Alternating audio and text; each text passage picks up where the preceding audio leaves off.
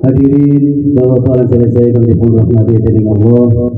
Bincang menika Ananda Arjuna Wiwaha badhe dipun selam. Monggo kita nyuwun dumateng Allah Subhanahu wa taala mugi-mugi anggene Bapak Riyanto nyelamaken putranipun menika milai berangkat saking griya dumugi wonten tempat untuk melakukan khitan supaya dipun paringi kelancaran lan kemudahan saking Allah Subhanahu wa taala. Lan mugi-mugi Ananda Arjuna menika sabibaripun dipun selam sageda dados lari ingkang langkung sae. Amin amin ya rabbal alamin. Acara salipun inggih menika Muidatul Hasanah dumateng Ustaz Muhammad Sahlan MPD Hotel Sabangan Kaula Semangga. Assalamualaikum warahmatullahi wabarakatuh. Waalaikumsalam warahmatullahi wabarakatuh.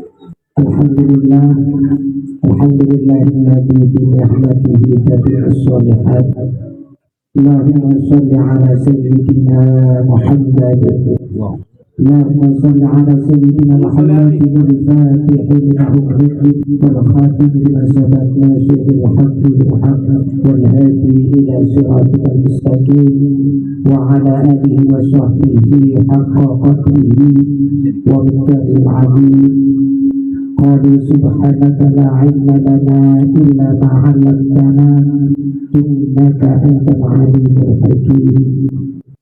القائل في آية أخرى لئن شكرتم لأزيدنكم ولئن كفرتم إن عذابي لشديد. أما بعد Hadratul Muhtaramin, para alim, para ulama, sesepuh bini sepuh ingkang dari punika rawuh datang undanganipun Bapak Riyanto dan Ibu Ajeng. Ingkang kula hormati para asatidz ingkang rawuh dari punika Sahibul Bait dalam hal ini Bapak Riyanto dan Ibu Ajeng. Mugi-mugi beliau berdua dan sekeluarga Ananda Arjuna Wiwaha dan Mas Satria dengan sehat walafiat.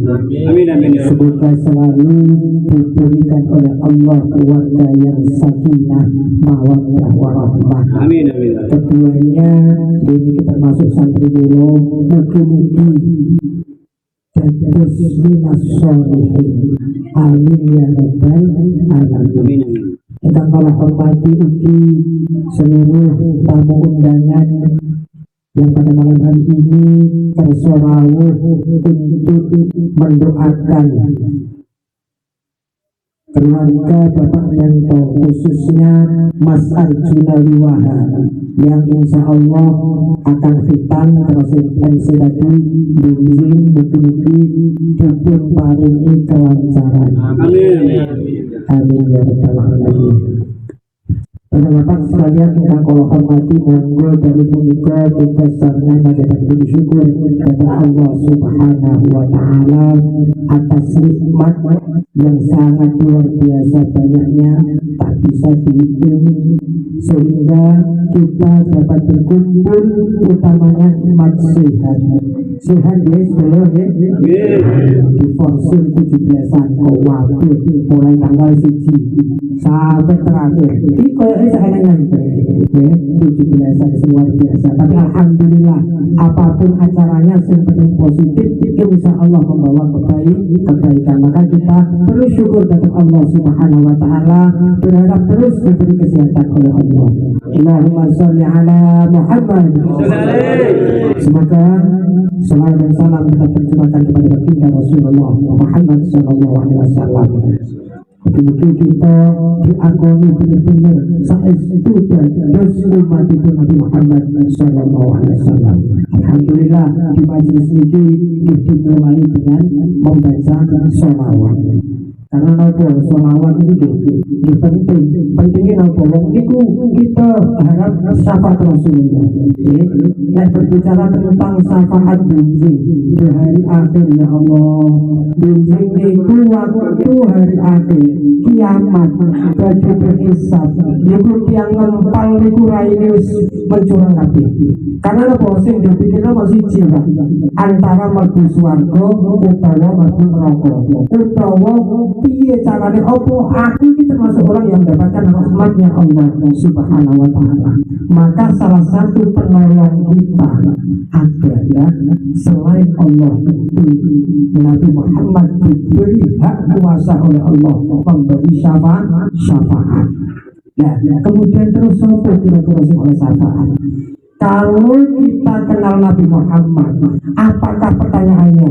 Apakah Nabi Muhammad kenal dengan kita? Dari itu. Foto jenengan kenal kali Pak Lurah. Nah terus saat ini kira-kira Pak Lurah ini kenal per individu jenengan apa enggak? Itu lagi Pak Lurah, Pak. Belum Nabi Muhammad. Maka disyaratkan bujuk Nabi yang dikenal Nabi Muhammad. Perbanyak membaca sholawat. Terus pakai sholawat sing kaya apa-apa monggo diikuti. Terutama nek pas nama dewean Pak. Aja kok njaba sholawatan. Nama iku nganggur yo menengai. Nyapu yo menengai. Nyuci mobil yo menengai gak sholawatan. Nah ini yo kurang tepat. Metune sholawatan tapi nek nama dewean gak sholawatan. Nah nek metu sholawatan itu kan biasanya ono rodo itu nih Pak. Tapi nek nomah kok kemudian jadi sholawatan itu nilai ikhlasnya itu tinggi. Karena di situ nggak ada yang sholawatan berarti benar-benar. Nah ini kita usahakan karena ini adalah satu-satunya kunci kita mendapatkan pertolongan dari Nabi Muhammad SAW. Mungkin kita setuju angsal syafaat itu terutama syafaat utma di hari kiamat. Amin ya rabbal alamin. Lalu punika acara ini pun wali patul khitan bahwa aslinya gitu wali patul khitan. Jadi kalau kita melihat dari perspektif Al-Quran bahwa anak itu kecenderungan orang tuanya itu pengen menjadi anak sing solehah itu apa betul? Syarat pengen menjadi anak solehah itu ojo maksa anak itu. Orang tua itu ketika DCI jadi soleh. Sepakat Pak? Siap jadi soleh. Aja kok ngopi gak apa-apa. Sing penting nek selawate aja nah ini. Jadi kita lihat semua orang sukses yang diceritakan dalam Al-Quran, diceritakan dalam hadis, diceritakan dalam kitab-kitab ulama, baik kitab klasik atau kontemporer, itu semuanya anak-anaknya yang soleh, yang sukses dunia dan akhiratnya, itu orang tuanya memang benar-benar orang yang soleh. Tapi ya terus aja gak beda lah. Aku kok ingin terus untuk anakku bisa enggak? Aja gak beda Mbak. Tetap berusaha untuk tirakat sesuai dengan kemampuannya masing-masing. Aja maksa tirakat sing dilakoni wong liya. Padahal abot kanggo awake. Contoh sing paling gampang. Ana satu pejabat pengen tirakat kaya kiai sing alim, nek berita juga sampai berapa puluh. Akhirnya isunya dasar Pak kasih kembali. Mungkin apa betul? Jadi tirakat ini untuk anak itu benar, tapi disesuaikan dengan konsep dirinya. Nek jadi petani itu tirakat. Kenapa? Nabi Muhammad itu membuat paket doa zikir tirakatan kados itu banyak modelnya. Nah itu otomatis masing-masing umatnya itu memiliki metodis obat. Obat itu kadang itu nek ngeluh diombeni obat A itu cocok, tapi wong lain, wong liya ngeluh diobati obat yang sama itu belum tentu cocok. Ada obat yang lain. Nah beginilah agama. Allah ngedingi dikira akeh macam doa akeh macam lagi sing cocok. Nah caranya cocok di dilakoni dengan istiqomah. Kenapa Kenapa fastaqamu tatanazzalu alaihimul malaikah.